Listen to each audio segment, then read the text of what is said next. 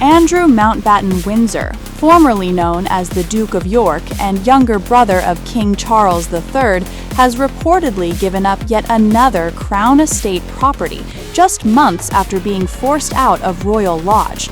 According to a report by the BBC, Andrew has requested early termination of his lease on East Lodge, a Grade 2 listed cottage in Berkshire that had been in his name since 1998, nearly 3 decades. Now, suddenly, it's over.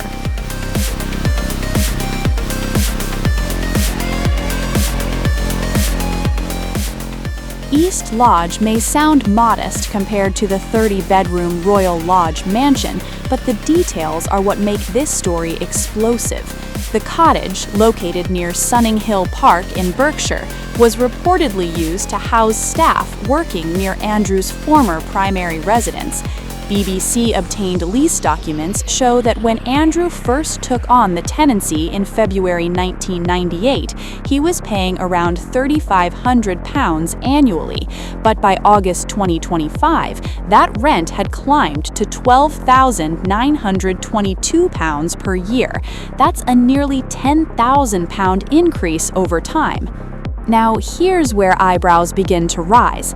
After being stripped of his reported £1 million annual allowance in 2024 by King Charles III, amid continuing fallout from his links to convicted sex offender Jeffrey Epstein, Andrew was reportedly left relying largely on his declared £20,000 a year naval pension.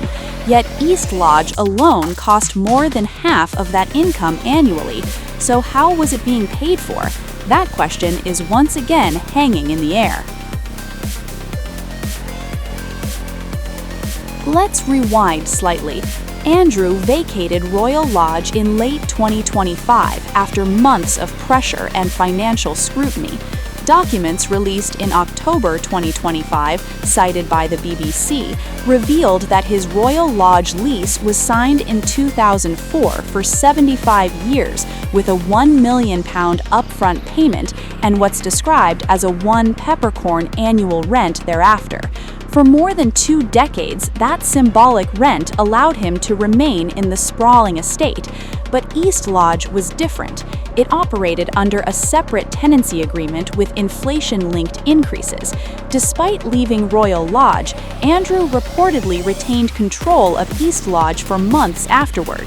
That arrangement continued quietly until the BBC began probing the lease details. The broadcaster reports that Andrew's tenancy was originally set to run until July 2027. However, the Crown Estate has now confirmed in a statement that it received a request to consider early termination of the lease. The timing? Immediately after renewed media scrutiny.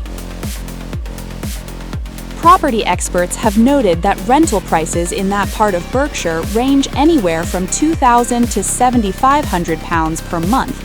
In comparison, East Lodge's annual figure of nearly £13,000 appears lower than market monthly rates, but it still raises legitimate financial questions considering Andrew's reported income situation, especially when factoring in reported multi-million-pound annual security costs tied to Royal Lodge before his departure. The numbers simply don't align neatly, and that's fueling speculation.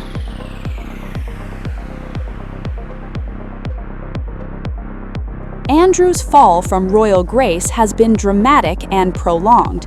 Once a senior working royal with international trade envoy duties, his public standing collapsed following revelations surrounding his association with Jeffrey Epstein. Though Andrew has consistently denied wrongdoing, the reputational damage was severe.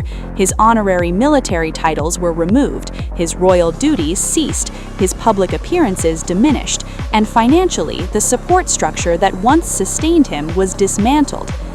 Now, nearly 30 years after first signing that East Lodge lease in 1998, the final curtain appears to be closing on yet another Crown Estate chapter. The BBC reports that this marks the second Crown Estate property Andrew has given up since leaving Royal Lodge. What was once a life of multiple residences under royal arrangements is now narrowing considerably. Each property relinquished signals a shrinking footprint within the royal estate system. So what happens next? The Crown Estate has not publicly disclosed financial terms beyond acknowledging the early termination request.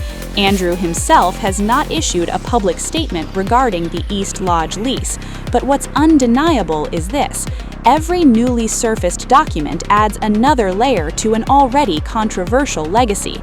Royal privilege to financial scrutiny, from palace life to property surrender.